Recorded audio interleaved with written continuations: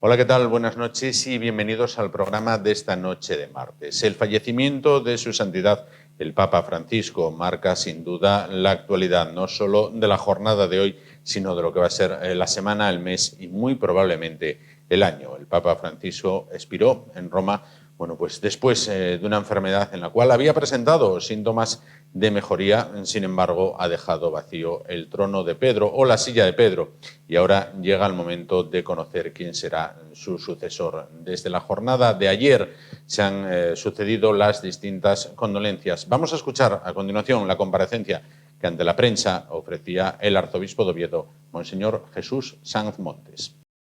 No por esperada la noticia del fallecimiento del Papa Francisco deja siempre de conmovernos, como nos sucede cada vez que tenemos que despedir a alguien que es querido y es cercano. Pedimos, toda la familia de la Iglesia, que nos reunimos en oración para pedir por el Papa Francisco al buen pastor, del quien era su representante máximo en la tierra. Y también lo invocamos en esta plegaria a la Santísima Virgen, de la que él era especialmente devoto, para que le proteja con su manto materno. En estas primeras horas hay que hacer un balance apresurado inevitablemente de un pontificado que ha durado nada menos que 12 años. La primera cosa que podemos decir es que llegó al pontificado tras la renuncia que hizo el Papa anterior, Benedicto XVI.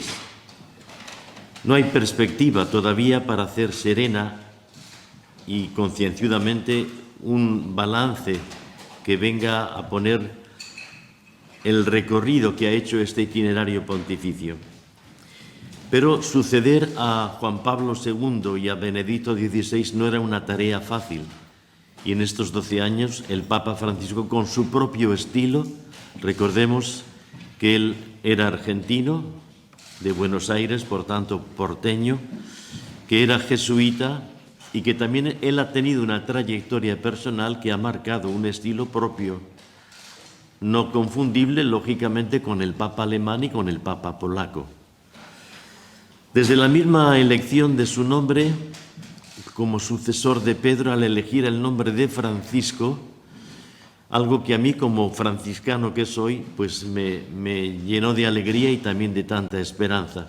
Él quiso diferenciar que no se refería a otros franciscos como San Francisco Javier, el célebre misionero jesuita, y él eligió a Francisco de Asís, lo cual ha marcado una impronta que ha hecho en sus escritos y en sus gestos un saludable alarde de esa cercanía con el pobrecillo, el povereldo de Asís. Uno de los gestos más repetidos que ha tenido el Papa Francisco en este sentido ha sido la cercanía por todos los mundos que hieren la dignidad de las personas y sufren el descarte los que son más débiles. Tantos rostros de pobreza, tantos escenarios de exclusión han tenido en el Papa Francisco una voz de defensa preclara. Me refiero a los inmigrantes, a los refugiados, a los que han sufrido las diferentes guerras o los que han tenido que asumir catástrofes naturales. Ese Papa Francisco ha tenido una palabra que decir y un gesto de ternura para todos aquellos que han sufrido. Entre los textos más importantes que podemos destacar del Papa, por no mencionar tantas intervenciones que ha tenido en estos 12 años, citemos las 4 encíclicas que son siempre los documentos más importantes de todo pontificado. Él ha escrito 4.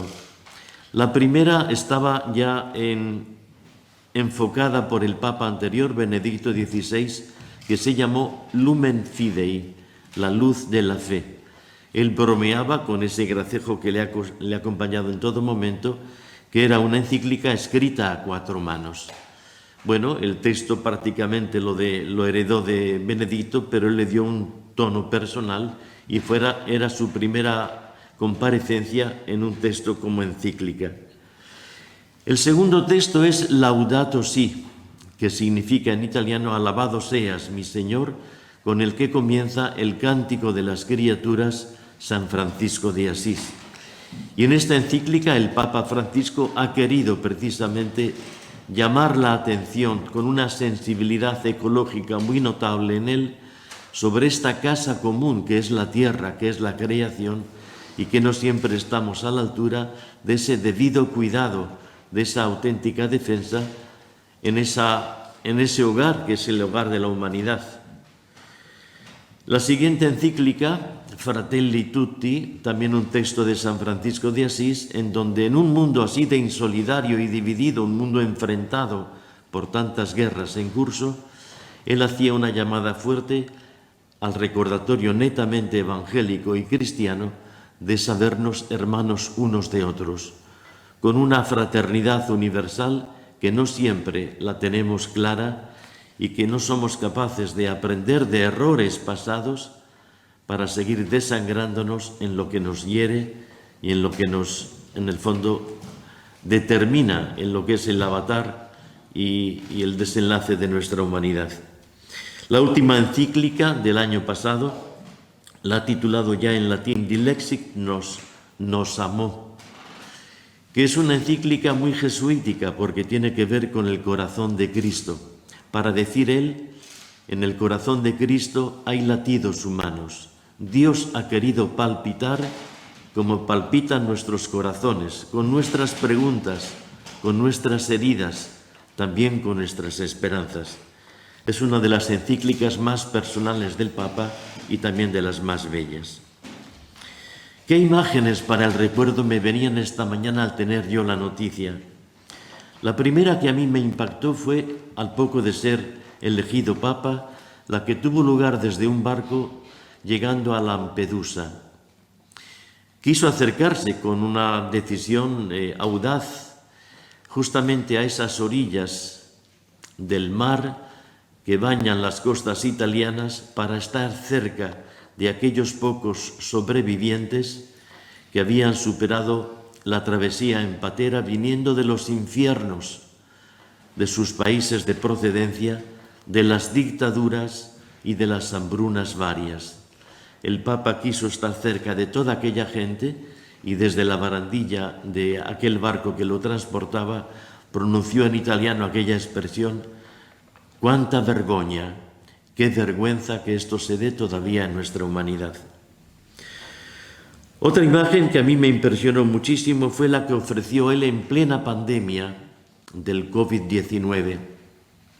Yo vi en las imágenes de la televisión a un Papa solitario, solamente iba él subiendo los estrados de la plaza de San Pedro bajo la lluvia para dirigirse a la humanidad con una oración llena de esperanza y llena de ternura. Aquellos instantes de inmenso dolor para todos, tuvimos en esa imagen los brazos de un padre que dice: «No estáis solos y yo estoy bajo la misma refriega». Su oración a Dios con los brazos abiertos fue realmente conmovedora, de los textos más bellos que también nos ha dejado este pontificado. Hubo otra imagen que a mí me tocó mucho el corazón, tanto es así que escribí un artículo que quise titular «Las nuevas lágrimas de Pedro». Él iba en silla de ruedas ya, estamos hablando del año 2022, si no recuerdo mal, el 8 de diciembre, con una convocatoria habitual en Roma de acercarse a la Plaza de España, cerca de la Embajada ante la Santa Sede del Gobierno español, y ante una imagen de la Inmaculada Concepción, los bomberos romanos colocan una corona de flores y el Papa tiene unas palabras y hace una oración.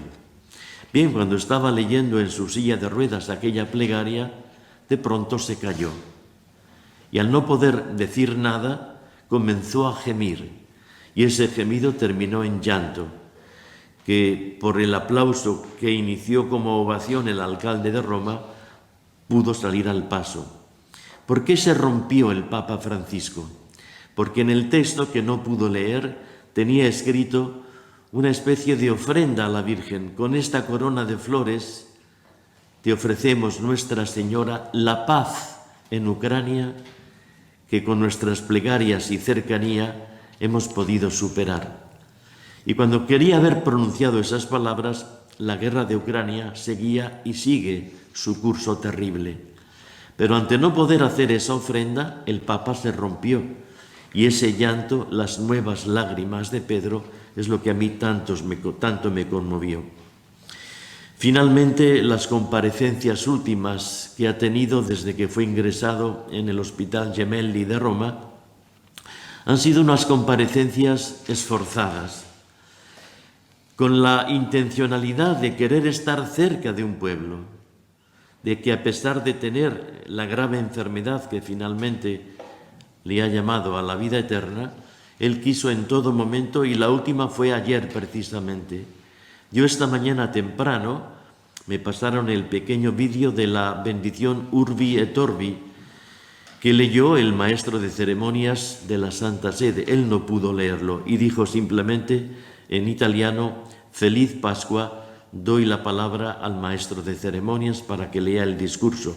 El discurso es precioso, donde él hace un recuento muy apretado de lo que está siendo este momento en nuestra humanidad, donde aparecen las heridas, los conflictos, las insolidaridades, todo lo que ahí se puede leer. Es un texto largo, de lo que habitualmente hacen los papas para esa bendición a la urbe y a todo el orbe, Urbi et Orbi, y es lo último que tenemos de ayer, porque horas después entraba ya prácticamente en agonía.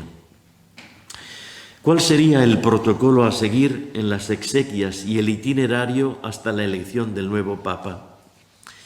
Como sabemos, la Santa Sede tiene larga experiencia. 2000 años da para ir aquilatando los protocolos y los escenarios. Pero precisamente hace un año el Papa Francisco quiso agilizar este protocolo con un documento que ha llamado Ordo Exequiarum Romani Pontificis, el orden de las exequias de los romanos pontífices. El cuerpo del Papa va a ser colocado en un ataúd de madera con el interior de zinc, pero él ha eliminado los 3 féretros clásicos que hasta entonces utilizaban todos los papas. Un ataúd de ciprés, uno de plomo y otro de roble. El del Papa será un ataúd de madera con el zinc que lo sobrecubre por el interior. Y también ha dejado sin efecto el velatorio privado en el Palacio Apostólico. Él ha vivido en Santa Marta y en el Palacio Apostólico solamente recibía a las autoridades o los encuentros colectivos. Él ha dicho que solamente se exponga el cuerpo del romano pontífice fallecido en la Basílica de San Pedro. Después será trasladado directamente para la misa exequial a una basílica que él ha elegido, que es la de Santa María Maggiore, Santa María la Mayor, donde él ha decidido que sea sepultado. Era la cita antes y especialmente después de cada viaje apostólico. Él iba siempre a decir gracias a la Virgen en esa advocación particularmente devota de todo el pueblo romano. Será allí donde sea sepultado tras las exequias que se celebrarán o en la Basílica de San Pedro o, más posiblemente, si el tiempo lo permite, en la Plaza de San Pedro. Y a continuación se declara la sede vacante. Una vez que el Papa ha sido sepultado, se declara la sede vacante. Es decir, la sede de Pedro no tiene inquilino. Y se comenzarán, según el protocolo vaticano, las llamadas congregaciones del colegio cardenalicio, donde todos los cardenales vivos, lógicamente, pueden estar. En esas congregaciones se tienen espacios para el conocimiento, son muchos cardenales los que hay en el mundo, momentos de conversación, momentos de intercambio de pareceres, para ir aquilatando el gran discernimiento. ¿Quién será el sucesor del Papa Francisco? Las quinielas, no solamente las de los periódicos, que también las tenemos en esta liga pontifical, sino que tenemos el parecer de las corrientes legítimas e inevitables de las distintas sensibilidades eclesiales que tiene el colegio cardenalicio. Bueno, pues tras las congregaciones abiertas a todos los cardenales, eméritos o en activo, Solamente los que tengan menos de 80 años entrarán en la Capilla Sixtina para celebrar el cónclave. Y cuando tengamos la fumata bianca, podremos saber el nombre y la personalidad del nuevo sucesor de Pedro, que hará el número 267. Nosotros en la diócesis, ¿qué vamos a hacer? En primer lugar, esta mañana a las 12 han repicado, tañendo precisamente el tañido de muerto, de fallecimiento de alguien importante, pues han tañido las campanas de la catedral, de la Basílica de Covadonga, pero hemos invitado igualmente a todas las iglesias, todas las parroquias y las iglesias que tienen los que pertenecen a la vida consagrada. Hemos indicado que se ofrezcan santas misas en sufragio por el eterno descanso del Papa Francisco en todas nuestras comunidades cristianas. Y cuando sepamos cuándo es el funeral oficial en Roma, nosotros a continuación tendremos el nuestro en la Catedral de Oviedo. Por eso no podemos dar en este momento la fecha y la hora precisa, porque todavía la Santa Sede no nos ha comunicado, que yo sepa, cuándo será el funeral oficial por el eterno descanso del Santo Padre Papa Francisco. Tendremos esa celebración exequial en nuestra catedral y luego rezaremos para que el nuevo sumo pontífice nos acompañe y nos presida a toda la comunidad cristiana. Yo mañana tenía previsto ir a Israel en un encuentro de obispos internacional y estoy todavía a la espera de lo que nos puedan indicar. Supongo que lo van a posponer o lo van a sencillamente eliminar, porque en ese encuentro hay cardenales y obispos de todo el mundo, que algunos podrán y desearán asistir a las exequias vaticanas. Por tanto, no sabemos exactamente qué se va a hacer con este encuentro. Yo prácticamente tengo decidido no acudir, por más que me hacía ilusión, en un encuentro importante de obispos, un encuentro internacional de obispos. ¿Qué es lo que les puedo decir? Más o menos estas palabras que yo les he comunicado, más apretadas, más resumidas, se les entregará al final para que puedan tener un texto desde nuestra oficina de medios. Si tienen alguna pregunta, con mucho gusto la respondo. Sí, ¿tiene previsto usted acudir a las exequias en Roma? Primero vamos a ver cuándo lo ponen y a ver si es posible. Solamente he asistido, desde que soy obispo, a las exequias de Juan Pablo II. No fui a las de Benedicto XVI y tengo duda de si iré a las del Papa Francisco. Si me fuera posible, acudiría con mucho gusto. En cualquier caso, rezo por él. Ya hemos tenido hoy en la misa y tendremos la misa exequial especial en nuestra catedral. ¿Que venga vestido de franciscano tiene algún sentido especial en este momento? Pues primero porque soy franciscano. Entonces, el último encuentro que yo tuve con el Papa llevaba este hábito y es una foto que le dije, ¿por qué no la ponéis aquí? Y han dicho, bueno, es que va a parecer un poquito cómico, ¿no? Pero es una foto que yo tengo especialmente cariño y que si mi secretario, al menos para que la vean ellos. Es una foto que estamos en la plaza de San Pedro y él me dijo en español, ¿te has venido con tu hábito? Dije, Santo Padre, usted me ha dicho que como soy franciscano me venga con el hábito y no con los capisallos. Y le dije, porque yo a usted siempre le obedezco. Me dice, ¿siempre? Digo, por supuesto, siempre. Mira, aquí la tenéis.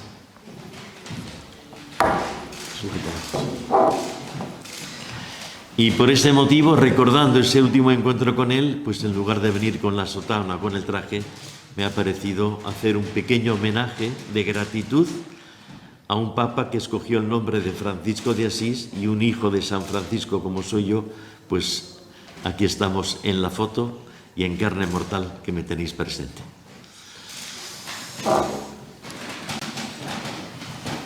Sí, Sí, aunque hablando de la situación delicada en la que se encontraba, el hecho de que ayer estuviera en la bendición Molitore con las limitaciones que tuvo ha sorprendido muchísimo. Un esfuerzo sobrehumano que tanto le agradecemos, pero es un gesto de cercanía, de a pesar de estar tan tremendamente limitado, él quería estar cerca de la gente, cerca del pueblo, y bueno, aunque sea llevado en silla de ruedas y sin apenas poder pronunciar palabra, pero es un gesto de cercanía paterna, como en tantos otros gestos nos ha dado un buen ejemplo él.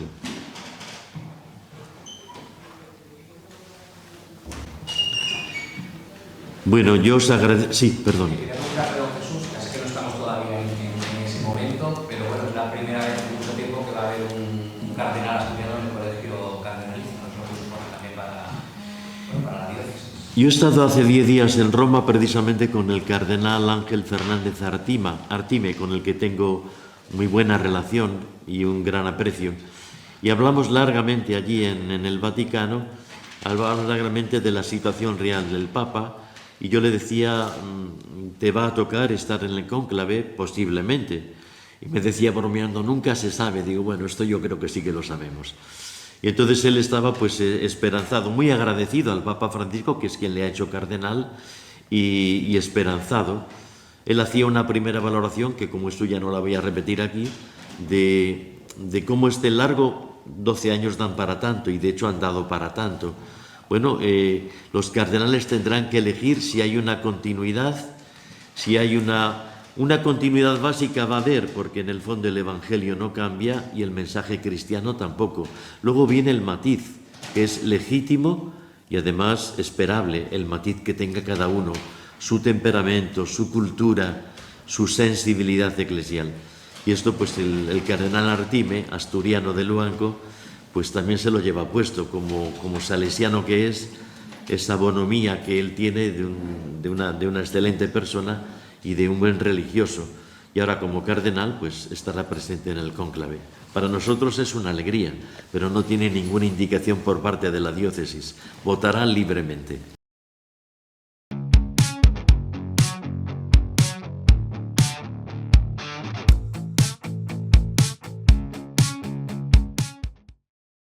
Bueno, pues continuamos. El espacio de esta noche, como saben, ayer fallecía su santidad el Papa Francisco. Bueno, pues vamos a continuar hablando de este tema y vamos a hacerlo desde otro aspecto, desde qué ocurre desde que fallece un Papa, desde que fallece un Santo Padre. Bueno, pues como todo está escrito y todo, como decía aquel viejo dicho de hace años, todo está en los libros. Precisamente de un libro vamos a hablar, además de un autor asturiano. Se trata del libro Organización, Ceremonial y Protocolo en la Iglesia Católica. Estamos con su autor, el periodista Manuel Alfonso Díaz Bonilla. ¿Qué tal? Buenas noches. Buenas noches. Muchas gracias por estar con nosotros. Dentro del libro suyo, Organización, Ceremonial y Protocolo en la Iglesia Católica, entiendo que hay un apartado dentro del cual se trata qué ocurre cuando muere un papa, ¿no? Exactamente, sí, hay un momento inicial, que es el del deceso, qué sucede en las horas posteriores y la convocatoria del conclave para la elección del nuevo papa, va todo hilado, ¿no? Sí.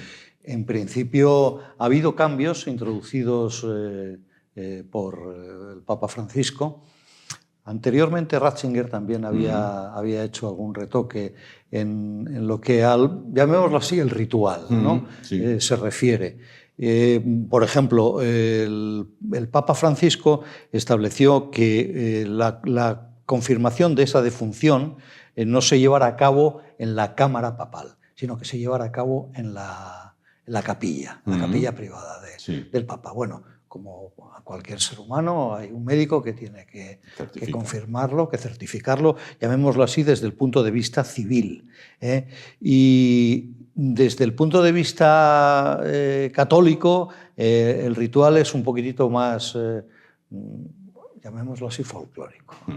¿Por qué? Porque recibida la noticia de la muerte del Papa, el Camerlengo, que es quien se hace por decirlo de alguna manera, a cargo del gobierno. Sí, el interino, digamos. De la Iglesia, sí, el interino, a ver, con unas funciones muy reducidas, a que todo permanezca como está y a que todo se desarrolle.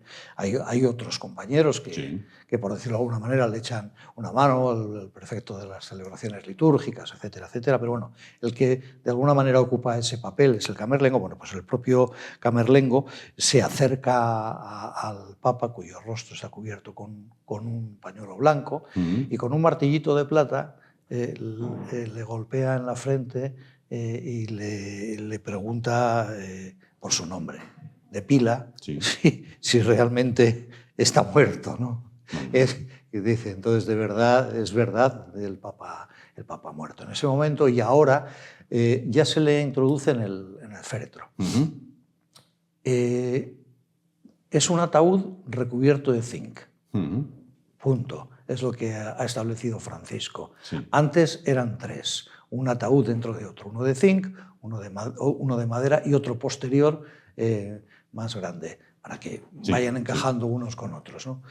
Este es un primer cambio, como decíamos, lo de trasladar de la cámara papal a la capilla la constatación de la defunción, el hecho de que solo va a ocupar un ataúd recubierto de zinc, y luego el siguiente cambio en relación a, por decirlo de alguna manera, manipulación del cuerpo, es que desde ahí va ya a ir directamente a la Basílica de San Pedro.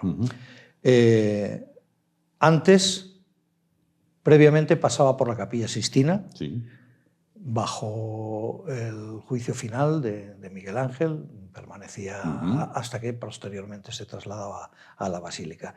Y en la Basílica, también antes, el cuerpo se exponía.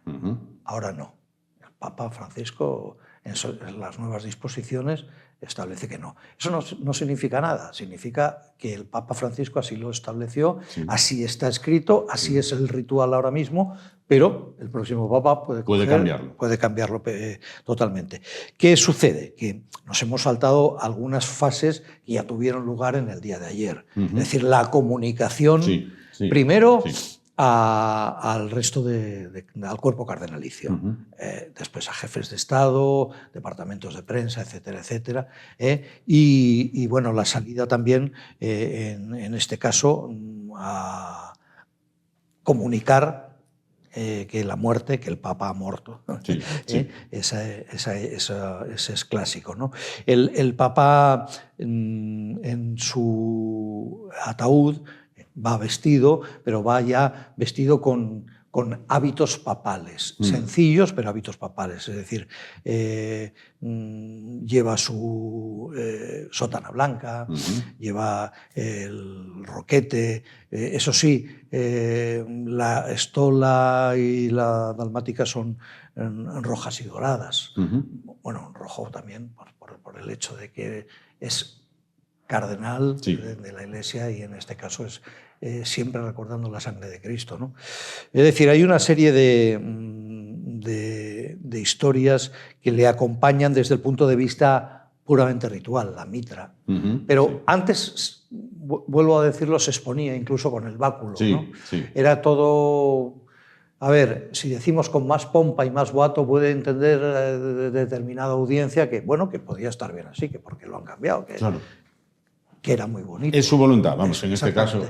Es su voluntad del Papa, que queda escrita y registrada como tal para el próximo, pero el próximo puede cambiar. Que lo pueda cambiar, ¿no? Exactamente. Digamos que el Papa Francisco simplificó, podríamos decir así, simplificó todos estos pasos. Sí, simplificó esos pasos y además metió alguna novedad más. A ver, al no pasar ya por la Capilla Sixtina, se dirige directamente al Vaticano. En el Vaticano va a estar tres días. Al tercer día va a ser el funeral en la plaza. Posteriormente se introducía de nuevo el cuerpo en la basílica y desde allí descendía a la cripta. Eso es algo que también no ha cambiado, porque no todos los papas están enterrados en el Vaticano, y él decidió que quería estar en una pequeña capilla que hay dentro de la Basílica de Santa María la Mayor. una basílica con unos fuertes vínculos con España, porque los reyes de España son siempre protodiáconos de esa capilla, dentro de, llamémoslo así, ese orden, un orden diaconal, en este caso que es puramente protocolario. Bueno, pues los reyes son los reyes de España son los que se consideran con preeminencia sobre el resto. Y además se dice que el techo de esa basílica, que está con pan de oro, ese oro fue el primer oro que vino de Indias. Estamos remontándonos a la época de los reyes católicos. Yo no sé qué parte es real, qué parte es leyenda, porque tampoco escarbé tanto a la hora de... Fue un trabajo periodístico, el del libro al que nos referimos, que se centraba, bueno, en algunas cuestiones anecdóticas, pero en otras más que nada en cómo funcionaba el esquema y en determinadas ocasiones este tipo de rituales. Con lo cual, él, desde la ciudad del Vaticano, lo van a trasladar a Santa María la Mayor. ¿Cómo se va a realizar? ¿Cuál va a ser el ritual? Como no lo hemos visto, Claro. Por el momento yo por lo menos no me atrevo a... supongo que será... Bueno, pues hay que atravesar media Roma, porque Santa María la Mayor está cerca de Termini, hay que pasar el río Tíber y bueno, a ver qué la comitiva por donde transcurre, y una vez en Santa María la Mayor supongo que habrá un responso y él eligió una capilla pequeñita porque había allí una virgen con la que él se sentía especial devoción. Claro. A pesar de haberse simplificado estos pasos, como decíamos antes, continúa siendo uno de los protocolos más complicados y más antiguos. Digo complicados en cuanto a número de cosas que hacer, y más antiguos que existen. Hombre, yo no sé si... más antiguos. La Iglesia ha cambiado mucho. O sea, no podemos decir que este mismo ritual, yo no puedo decir ni asegurar que este mismo ritual es el que se llevaba a cabo en el siglo VIII o en el siglo IX. No, pero si tomamos como referencia a Juan Pablo II, por ejemplo. Sí, bueno, por supuesto. Sí. Pero bueno, Juan Pablo II dentro de la historia de la Iglesia, como quien dice, es antes de ayer, ¿no? Entonces sí, a ver, los rituales en la Iglesia han cambiado a lo largo de los siglos, se han tenido que adaptar. Ahora veremos, cuando hablemos del siguiente paso, que es el de la reunión del conclave, como muchas historias han visto sus plazos muy acortados, ¿no? Por el avance tecnológico, etcétera, etcétera, ¿no? Pero bueno, por ejemplo, dentro hasta ahora, y supongo que se hará lo mismo dentro del féretro, va un pequeño tubo de cobre en el que se incluyen, a modo cápsula del tiempo, me había trabado, a modo de cápsula del tiempo, se incluye alguno de los hechos más destacados de su papado, y bueno, algunas de las modificaciones o novedades, lo que consideren evidentemente, en este caso, supongo que el máximo responsable de las ceremonias litúrgicas o el propio Camerlengo, en colaboración con a lo mejor algún cardenal ha llegado, ¿no? Es decir que, bueno, hasta ese pequeño detalle se tiene en cuenta, ¿no? Claro. También me comentaban, me decían, quizás lo más parecido al protocolo eclesiástico sea el protocolo militar. Es algo que va milimetrado y nada se sale del guión establecido. Bueno, sí, y tiene su lógica, porque es que buena parte del protocolo y de la organización territorial de la Iglesia se tomó en su momento de la organización del imperio en Roma. Claro. El hecho de las provincias eclesiásticas, de cómo dividirlas, etcétera, etcétera. Es decir, el protocolo militar es un protocolo, si dijera yo, es muy rígido, no, es un protocolo. Es el que es. Es el que es, exactamente. Entonces, sí, serían comparables a esos niveles. Yo creo que en el día a día de las ceremonias, a lo mejor como estamos más cerca de los militares, pues estamos como más familiarizados. Bueno, el hecho de los desfiles, al pasar por delante de la bandera, mira la bandera, el saludo, etcétera, etcétera, los vemos ya como más normales, y cuando nos cuentan algún protocolo un poco distinto nos llama más la atención, ¿no? Pero el protocolo militar está muy milimetrado para que se dé lustre al acto que en ese momento se está llevando a cabo. Sí. Lo que pasa que, claro, no es lo mismo la muerte de un papa, que es cabeza de la Iglesia y además, por utilizar un término, y es un jefe de Estado. Es un jefe de Estado, sí. Es un jefe de Estado del Estado Vaticano. Entonces ahí hay una doble vertiente, pero es la Iglesia la que nos determina. A ver, dentro del mundo militar, la muerte de un general o de un coronel o de un teniente coronel en sus exequias, en su funeral, va a haber una serie de pautas que se van a seguir, pero no son tantas, claro, ni tan minuciosas como en este caso. Bien, estamos en ese periodo llamado, usted me corregirá, de sede vacante. Sí. Iríamos después a convocatoria del cónclave. Bueno, después del funeral hay un momento importante para la Iglesia, que son las novendiales, que llaman, que son 9 días de misa. Sí. Entonces, durante ese tiempo también se trabaja. Sí. Acabamos de hablar del cónclave, hay que convocarlo, sí, ¿no?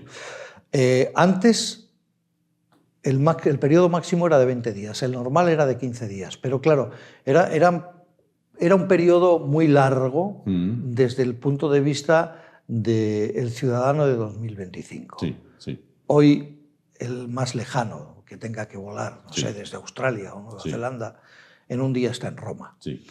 Con lo cual, en el momento en el que los convocados al cónclave se encuentren en Roma, ese cónclave ya puede iniciarse, ya puede comenzar. Es decir, no hay que esperar a que se cumpla un determinado plazo. Es decir, no es hasta el 15º día no comienza, o hasta el 20º no comienza. En el momento en el que estén todos puede comenzar. En el momento en el que estén todos puede comenzar. Hay cardenales suficientes, con suficiente poder de decisión para que esto se ponga en marcha. Y ahí ya empezarían las votaciones en ese cónclave, ¿no? Sí, bueno, lo primero que hacen es recluirlos en la Domus Santa Marta, precisamente donde vivía el Papa. Se les encomiendan una serie de asistentes, se establece una organización en torno a religiosas, por ejemplo, que se suelen encargar de el habituallamiento, etcétera, etcétera. Tiene que haber enfermeros, tiene que haber un equipo médico, porque se supone, digo se supone porque yo ahora me parece muy difícil mantener ese aislamiento. El aislamiento físico sí, pero la pregunta es si el aislamiento tecnológico, porque claro, antes de determinadas historias no se podía hablar en un cónclave, ellos tenían que estar independientes, cada uno en su celda, ¿no?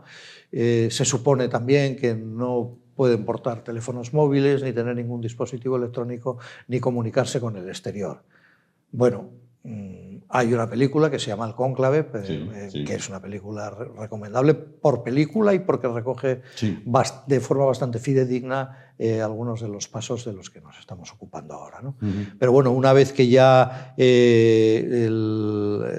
han ocupado, por decirlo de alguna manera, sus aposentos, ya está todo en la Domus Santa Marta previsto y repartido, ya comenzaría el cónclave con la primera sesión. Bueno. ¿Todo esto lleva como maestro de ceremonias, digamos, o como director de todo este periodo al camarlengo, o hay otra persona que se ocupa de organizar todo esto? No, ahí ya el prefecto en el Vaticano sobre cuestiones litúrgicas y ceremoniales y tal, lleva más peso, evidentemente, porque a él le corresponde. Y hay que organizar la historia desde la visión de ese secretario del Colegio Cardenalicio, del maestro de las celebraciones litúrgicas, y luego ya a estos les asisten los ceremonieros, religiosos adscritos a la sacristía pontificia, es decir, no actúan solos, porque, entre otras cosas, hay que seguir un protocolo rígido, un ritual rígido, y eso a una sola persona se le iba a escapar, claramente. Lógico, lógico. Me preguntaban antes y le traslado la pregunta. Vamos a ver, es una pregunta totalmente profana. ¿El voto de los cardenales que tienen derecho a elección es un voto unitario? Quiero decir, ¿cada cardenal tiene un voto que vale igual que el que tiene al lado? O, por ejemplo, hay clases, digamos, el cardenal de España, el de Alemania, el de Italia, tiene más voto que el de Ruanda, por poner un ejemplo. No. No todos los cardenales tienen derecho a voto. Los que tienen derecho a voto son los llamados cardenales electores. A partir de 80 años tienes el derecho a voto, eres considerado cardenal diácono, asistes al conclave, pero no votas. El voto es único en cada una de las rondas de votaciones. Otra cosa es que se prolonguen mucho esas rondas de votaciones. El voto es único y cada uno puede... O sea, no es... Vamos a poner un ejemplo. En Estados Unidos la campaña electoral a la presidencia es entre dos candidatos. Aquí eso no se da. Puede darse, puede darse, pero no. Todos son elegibles papa. No necesariamente tienen que ser ni siquiera obispos. Si se diera el caso de que se eligiera un papa de fuera del cónclave, que no fuera obispo, se le investiría como obispo antes de hacerse cargo del papado. Es decir, hasta ahí llegamos. Nosotros no podemos porque somos laicos, pero no necesariamente tiene por qué estar ni en el cónclave y no necesariamente tiene por qué ni siquiera ser obispo. ¿Y esa posibilidad se dio alguna vez? Oye, hasta ahí llegó. Hasta ahí llega. Nada, perfecto. Pero si existe esa posibilidad, es probable que se haya dado. Entre los siglos XV y XVIII, bueno, un poco antes, tal vez XIV y XVIII, la Iglesia vivió momentos de esplendor, pero también muy convulsos y de muchísimos cambios, de papas que duraron días, etcétera. Ya no hablo del último papa que aquí se sospecha que fue envenenado, pero... ¿Sería el caso Juan Pablo I? Sí, fue así. Tan breve fue que la sospecha era que había sido envenenado. Pero bueno, volviendo a lo de la posibilidad de que alguien que ni siquiera sea obispo. Pero bueno, lo normal, lo habitual es que entre los que están presentes en el cónclave salga el nuevo papa.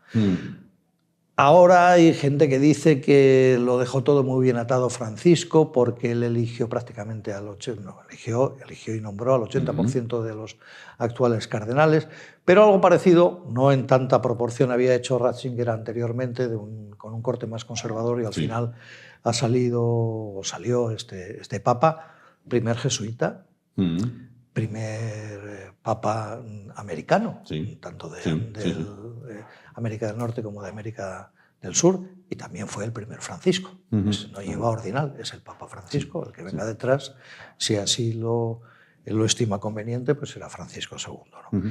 Bueno, dentro de esta Capilla Sixtina, además de los asistentes, tiene que haber los escrutadores, los encargados de recoger los votos de los enfermos, los revisores, todos en número de 3. A ver, si no hay ningún cardenal enfermo fuera de la sala, si hay que ir a recoger el voto, también la cosa se complica. Es decir, no va solo allí uno y coge el voto. No, eso es un seguimiento absoluto. De la misma manera que cuando imaginemos que esta es la primera sesión, que empezamos y se reparten 2 o 3 papeletas por si acaso hay que repetir la votación, ¿no? Esa papeleta viene con un preimpreso, eligiendo a... Bueno, cada uno ha de doblarla hasta que ocupe más o menos 3 centímetros, ha de acercarse a la cabecera de la Capilla Sixtina, donde hay una urna, puede ser una urna, una bandeja, allí donde se depositen los votos, y ahí ya, una vez que están todos los votos depositados, se comienza la lectura y se van repitiendo los nombres. Hay una persona que se encarga de coser esas papeletas todas por el mismo punto, más o menos, en la palabra eligiendo. Esas papeletas se van a colocar, se cosen con hilo y serán luego quemadas en la estufa, a la que se le añade un producto químico para que la fumata sea más oscura o sea más blanca, dependiendo de si la decisión se ha tomado a favor de un nuevo papa o si continúa todavía la duda de quién sucederá en la cátedra de Pedro al anterior, en este caso al Papa Francisco, fallecido ayer. ¿Hay un tiempo tope? ¿Tienen un tiempo tope estipulado que digan, bueno, en este tiempo tienen que ponerse de acuerdo o eso puede, bueno, prolongarse? No es tanto un tiempo como un número de votaciones. Ajá. A partir de la votación número 26, creo que es, 28, Sí. se puede hacer un... A ver, hay recesos, ¿eh? Sí, Esto no sí. es, nos metemos allí. En su momento sí, ¿eh? O sea, el hecho de que, y perdón por este inciso, el hecho de que se les confine, no fue así desde el principio, ¿no? Sino que hubo veces que aquello se prolongaba tanto y durante meses y la sede vacante y no se ponían de acuerdo porque había intereses de grandes familias, etcétera, etcétera, hasta que se dijo, bueno, se acabó. Y si a partir del tercer día os ponéis gallitos, pan y agua. Era la única manera. Claro. Os encerramos y elegís. Sí. Elegís o elegís. No queda más remedio. Ahora, a partir de la votación y escrutinio número 28, pueden reunirse los cardenales y decidir, oye, ¿qué hacemos? Esto no puede prolongarse sine die. Vamos a optar por una fórmula, por ejemplo, de todos los votados, ¿quiénes son los dos más votados o los dos que se han repetido más veces? Sí. ¿Os parece bien? Nos parece bien. Se ponen de acuerdo y en este caso pues ya se reduciría bastante... A dos cabeceras. A dos cabeceras. Yo no recuerdo cuando se produjo este hecho ya. No es habitual. Puede haber varias rondas de votaciones, 4, 6, 8, 10. Pero vamos, que se haya llegado a agotar en lo que podemos llamar así etapa moderna o contemporánea de la Iglesia, yo no lo recuerdo. Se llega a la fumata blanca y entonces se llega a la aceptación y proclamación del nuevo Papa, ¿no? Exactamente. Es el más antiguo de los diáconos, será el que anuncie al pueblo que habemus papam, pero antes el Papa tiene que haber aceptado. Es decir, esto no es lo voto, no es como decíamos antes, no son candidaturas abiertas. Se supone o se presupone que no debería haber conciliábulos, que los habrá, etcétera, etcétera. Entonces puede darse el caso de que el elegido diga, yo no estoy preparado para esto. Hay unas fórmulas en latín, también se le pregunta cómo quiere ser llamado en esa ceremonia, porque luego cuando se sale, cuando el cardenal protodiácono sale al balcón de San Pedro a anunciar al pueblo, a los fieles, quién va a ser el Papa, da su nombre de pila, su cargo, y luego cómo va a ser llamado. Entonces, a ver, se supone que durante el tiempo en el que están produciéndose las votaciones, quien es futurible Papa ya tenga claro cómo va a querer llamarse, ¿no? Pero sí se puede dar el caso de que el Papa diga no. Hay que preguntarle, ¿aceptas tu elección?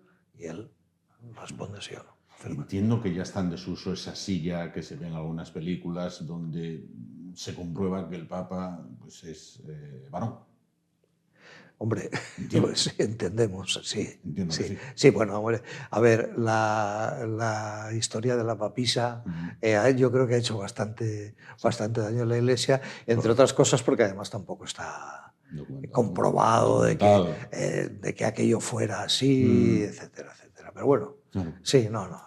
Una vez que se elige con el Habemus Papam, saluda a la multitud en la plaza de San Pedro, a partir de ahí ya comienza el papado, ¿no? El pontificado. Sí, bueno, luego él saluda a él también, ya vestido vestido, por decirlo de alguna manera, de papa. De ¿no? papa. Entre otras cosas, uno de los distintivos eran aquellos zapatos rojos que portaban los papas, y que Bergoglio simple y llanamente dijo, no, yo voy a seguir con mis zapatos, y no pasa nada. O sea, el protocolo está para respetarlo, pero también para cambiarlo. Claro. Y él lo ha hecho en varias ocasiones. Nada más salir elegido papa, él ya no se presentó ante los fieles con las habituales vestiduras. Fue más sencillo, y estamos hablando, por ejemplo, de los zapatos. Sí. ¿Puede marcar de algún modo, y digo, pues cuando sale a saludar, puede marcar el atuendo, tal y como usted decía, ¿no? Si es cumplidor con todo lo anteriormente establecido o es más transgresor con ello, lo que va a ser el papado? Quiero decir, cumplidor se va hacia lo conservador, más transgresor se va hacia, digamos, tendencias más progresistas, como podía ser el recientemente fallecido. Hombre, yo creo que él, a ver, puedes hacerlo en diferentes momentos, ¿no? Él eligió ya desde el primer día, queda claro que yo aquí vengo a romper. Sí. A romper en el buen sentido de la palabra o en el malo, porque, a ver, ahora se habla o se dice que, bueno, pues que no todos, ni siquiera todos los cardenales que él designó están de acuerdo con la línea seguida. Es más, yo no sé si recordará que fue noticia que un grupo de sacerdotes, yo no sé si eran incluso cardenales, habían celebrado misas por la muerte del Papa. Sí, hace ya. Entonces, bueno, a ver, la Iglesia está más abierta a esos niveles que antes, porque si esto sucede en el medioevo, probablemente esos buenos señores iban a tener unas largas vacaciones pagadas bajo tierra, ¿no? Sí. Pero ahora no. A ver, sí es cierto que hay determinadas insignias papales, ¿no? Que va a recibir el Papa, como es el anillo del pescador, etcétera, etcétera, pero que también pueden marcar por el propio mineral del que estén hechos. Bueno, sí, no es lo mismo llevar uno de oro que llevar un anillo de plata. Eso ya queda también un poco a la elección del Papa. Tampoco marca demasiado, pero bueno, cada uno lee las señales, porque no son más interpreta que... Exactamente, lee las señales de esa manera. Y luego, si va a ser más o menos progresista, si va a estar más o menos cerca de los pobres, si va a querer llevar a la Iglesia antes del Vaticano II, si va a luchar porque el latín vuelva a tener más preeminencia que está teniendo en estos momentos, eso ya el tiempo lo dirá. Pero sí, este fue claro. Él se presentó el primer día de manera ya distinta a la de otros. Las fórmulas, bueno, no la ha cambiado. Tenemos Papa y se ha impuesto el nombre de tal, del que decíamos antes, ese tipo de pequeñas historias que yo creo que tampoco él ha querido meterse, aunque sí ha sido un Papa que ha tomado decisiones dentro de la administración de la Iglesia muy profundas. La curia romana la reestructuró absolutamente toda, de arriba a abajo. Hasta el punto que una religiosa, los periódicos titulaban la Iglesia tiene su primera ministra, porque realmente era un poco el cargo equivalente dentro del gobierno de una nación. Bueno, pues eso ha sucedido bajo el papado de Francisco y gracias a que él promovió una reforma, ya digo, profunda y que duró mucho tiempo. Todo el proceso hasta que ha quedado como está ahora. Ahora, el que llega igual no le gusta el mobiliario y manda, pone en marcha otro proceso para reorganizarlo de una manera distinta. A partir de ahora son todo incógnitas, como cuando llegó él.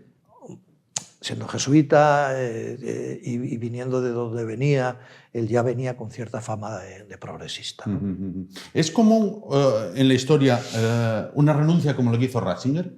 No, para nada. Puedo hablar de memoria, pero sí ha habido sí ha habido más. Yo, si hablo de memoria, en torno a media docena. Sí. A ver, no es habitual, no creo que sentara nada bien en aquel momento, para que nos vamos a engañar. Decía que lo había dejado todo ordenado, pero no es habitual para nada. Han sido muchos papas ya. Tengo por aquí el libro y son muchísimos, una lista interminable de papas desde los inicios, ¿no? Y han sido muy pocos los que renunciaron. Sí. Al cargo, ¿no? ¿Cómo nace la idea en usted de poner en marcha, de escribir organización ceremonial y protocolo en la Iglesia Católica? A ver, yo trabajé durante muchos años como periodista, concretamente como radiofonista en Radio Nacional de España. Sí. Lo que pasa que también me unía una amistad con un gran periodista y un hombre del protocolo, no solo en Asturias, sino a nivel nacional e internacional, como es Carlos Fuente, Carlos Fuente La Fuente, y su hermano, Juan Luis Fuente. Pero fue Carlos el que, en principio, para la Revista Internacional de Protocolo, me encargó algunos artículos sobre protocolo en el deporte. Y luego, aprovechando un viaje que hice a Roma, me dice, ¿por qué no haces un artículo sobre algo que te encuentres por allí que te llame la atención? Tuve la suerte de estar con el padre Novalín, ya fallecido, en el Colegio de los Españoles. Él me introdujo a Monseñor Caputo, que era jefe de protocolo en aquel momento en el Vaticano, y bueno, me facilitaron algunas líneas, pero es que la literatura vaticana es inmensa. O sea, esto es un pequeño compendio, y a raíz de aquel artículo me dice, necesito un libro sobre esto, ¿me lo haces? Y fui tan inconsciente como para decir que sí. Que dijo que sí. No, él me lo pidió y yo dije que sí. Entonces, pues, no sé. Ahora, 20 y tantos años más tarde, precisamente hace un mes o dos, que concluí una revisión y actualización. Claro. Que voy a intentar que se publique. Y si no, pues siempre nos queda la posibilidad de publicarlo para ebooks, que se llaman ahora, ¿no? Que no es una mala vía. Fueron 2 ediciones cortas, porque se buscaba un público objetivo. Bueno, fueron 2 ediciones de 500 ejemplares, se vendieron 1000 copias, ahora no se puede encontrar. Evidentemente los relees y te encuentras de todo, desde lagunas a fallos en la redacción, o incluso a pequeñas faltas, ¿no? Y bueno, revisándolo intentas mejorarlo. Claro. Y es en el proceso en el que estaba inmerso hasta hace un par de semanas, que todavía quiero dejarlo reposar para volver a leerlo y volver a corregir cosas, ¿no? Porque siempre se te escapan. Y cuando se puso a escribirlo, cuando se puso a bucear en todo ese, se permite la expresión, laberinto vaticano, ¿qué fue lo que más le sorprendió? Digo, por anacronismo quizás, por decir, madre, todavía esto está en vigor, pensé que esto ya se había, o esto es algo propio que a los simples mortales puede parecernos de la Edad Media. Bueno, yo creo que ese tipo de, entre comillas, prejuicios no los tenía, porque hemos crecido, yo por lo menos crecí en una España profundamente, no voy a decir profundamente religiosa, pero en la que la religión estaba muy presente en el día a día. En concreto, el catolicismo. Sí. Y no sé, un poco lo que hablábamos antes, ¿no? De determinadas historias, determinada cercanía al ejército hace que en algunos de sus actos nos parezcan como muy normales. Pero sí empiezas a conocer cuestiones relativas al porqué de un determinado color. Es decir, bueno, oye, ¿por qué el cura se nos viste hoy de verde o otro día se nos viste de dorado? El hecho de que no hablen, ¿por qué unas veces hablábamos de sacerdotes, otras veces de curas? Es decir, más que nada me fue guiando hacia allá, pues pequeñas cosas, pequeñas curiosidades que nunca te habías preguntado, ¿no? Y bueno, pues al final te acaban llamando más la atención por lo menos a mí, las pequeñas cosas como el detalle del martillo, Sí, el hecho sí, de que le pregunten sí. a un difunto, Sí. el que te pregunten si quieres ser papa, el que en un momento determinado los mandaran recluirse para elegir papa, Sí. y es que fue así, o salís o no salís. Claro, claro. O salís elegís o no salís. o salís muertos de hambre. Y para salir tenéis que elegir un papa, ¿no? Entonces, bueno, a lo largo de la historia de la Iglesia pues, se han sucedido cosas muy curiosas, no solo en las elecciones de papas, sino en las decisiones que un papa tomaba y que no le gustaban al posterior, Sí. y que incluso se llegó a juzgar por 2 veces a un mismo papa ya muerto. ¿Ah, sí? Sí, que es que no quería ni que apareciera y lo tiraban al río. Y lo pescaba un pescador, en este caso, quedaba enroscado en las redes y volvía a salir, y entonces lo volvían a juzgar. O sea, son cosas de estas que ya no es que sean anacrónicas, sino que parecen de una novela de Wodehouse o de, vamos... tal cual. Es la segunda vez que le entrevisto tras la muerte de un papa. La primera vez fue cuando murió Juan Pablo II. ¿Esto es que el cargo de papa tiene poca duración o que nos hacemos muy viejos? Bueno, nos hacemos viejos, claro. Nosotros también cumplimos. Nosotros también cumplimos, claro. No. A ver, si miramos los tiempos de papado, Wojtyla estuvo bastante tiempo, Francisco también. Hombre, ya no son aquellos años, aquellas épocas en las que había papas con 20, 30, 40 años y tal, ¿no? No, yo creo que simple y llanamente estamos hablando que a los propios cardenales a partir de los 80 años se les retira esa posibilidad de votar para elegir a un nuevo papa, ¿no?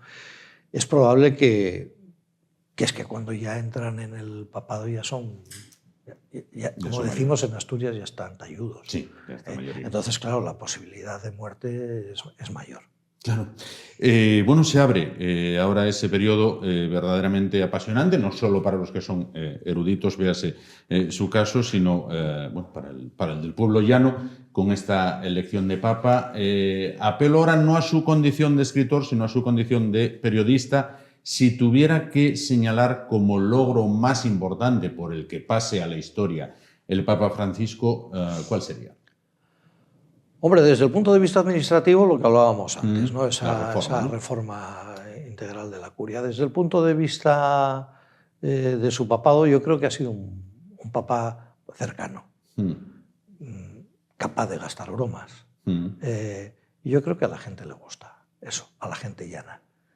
A la jerarquía, no tanto. No tanto. Me da esa sensación. No. A ver, estoy hablando por sensaciones exclusivamente. Ni siquiera estoy ejerciendo como periodista, como muchos compañeros que están haciendo una labor increíble desde el día de ayer, informando muy bien desde Roma, con sus corresponsalías allí, que viven el día a día. Yo no sé si la gente sabe que, por ejemplo, periodistas que cubren normalmente la vida del Vaticano tienen una cuenta abierta por el Vaticano en Telegram por donde les avisan de los acontecimientos que pueden ser importantes o impactantes. Normalmente no suena, pero claro, desde la enfermedad del Papa y en el día de ayer no se esperaban que sonara ahí a primera hora de la mañana. ¿Por qué? Porque el día anterior... había estado con el vicepresidente de Estados Unidos. Sí, había estado probablemente son esas fuerzas que se dicen que se cogen justo antes del deceso, pero tal. Entonces yo creo que lo más importante de él ha sido que ha sido capaz de ya no tanto de romper el molde, sino de hacer lo que él tenía a la cabeza. Quería ir a Irán. Bueno, en Irán hay muy pocos cristianos y menos católicos, ¿no? Y no, allí no. Y él dijo, bueno, pues no vengáis, voy yo. Él tenía muy claro lo que quería y aunque lo imponía, no lo imponía de una forma...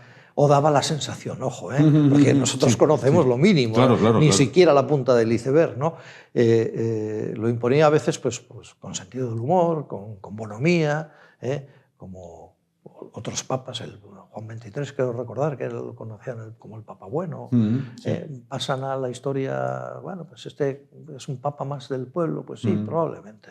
Si obviamos la figura de Benedicto XVI, del cardenal Ratzinger o el Papa Ratzinger, ¿la figura de Francisco es la contraposición de Juan Pablo II?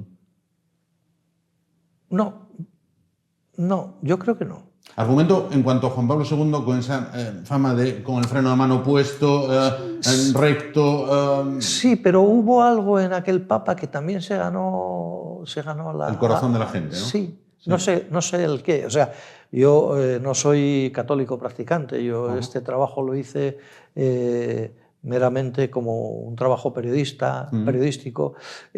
Sí, cuando estuve allí sientes algo distinto, es una fuerza diferente. Yo no estoy hablando desde el punto de vista religioso, sino probablemente la fuerza de la fe de los que trabajan alrededor de él, que lo hacen con eso, con fe en su trabajo, con entrega, etcétera, etcétera.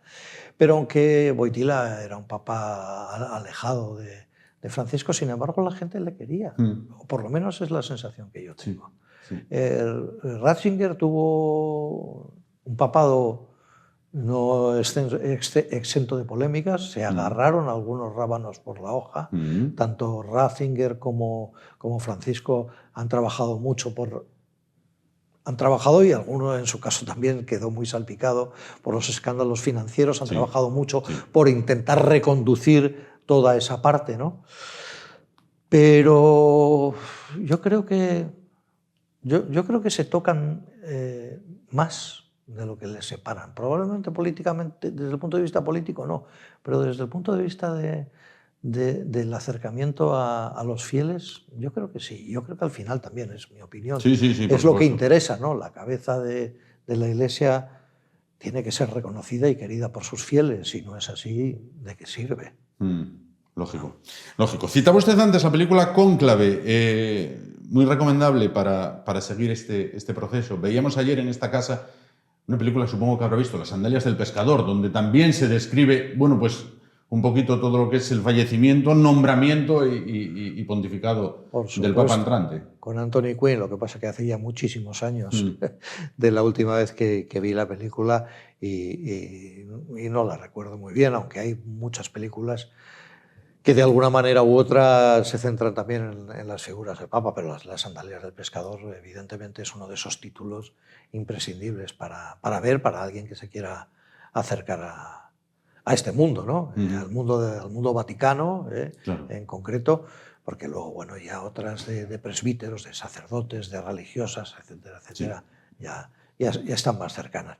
Pero bueno, ¿por qué no ver ese tipo de películas que no solo son un entretenimiento, sino que nos ayudan a formarnos culturalmente y también a formar una idea para que esas ideas no sean preconcebidas, para que si alguien nos quiere vender una idea, nosotros por lo menos escuchemos, veamos, valoremos y luego... Y podamos juzgar. Pues Manuel Alfonso Díaz Bonilla, periodista y autor del libro Organización, Ceremonial y Protocolo en la Iglesia Católica. Muchísimas gracias por estar con nosotros esta noche, por acercarnos, bueno, pues el libro que usted ha escrito y que recoge perfectamente todos estos pasos que ahora se van a ir dando para, bueno, pues tanto las exequias del fallecido pontífice como el nombramiento del nuevo, el que ocupará lo que llaman el sillón de Pedro, ¿no?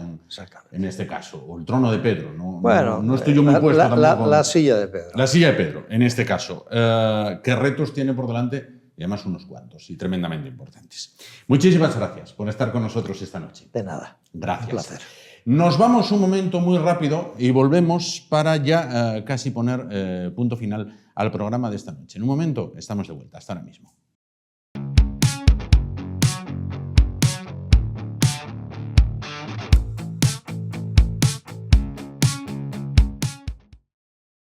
Volvemos simplemente para despedirnos y recordarles que esta casa mantendrá una programación especial con motivo del fallecimiento de su santidad el Papa Francisco. El debate de mañana en este programa, en una noche más, será monotemático sobre este tema, el fallecimiento de su santidad, y al día siguiente, jueves, en el programa La Caja Negra de Javier Neira, bueno, pues se reunirá con distintos entendidos sobre la materia para ir un pasito más allá, para conocer, bueno, pues cuáles van a ser los pasos que ahora seguirá la Iglesia una vez se nombre el sucesor del fallecido pontífice. Gracias por su atención y muy buenas noches.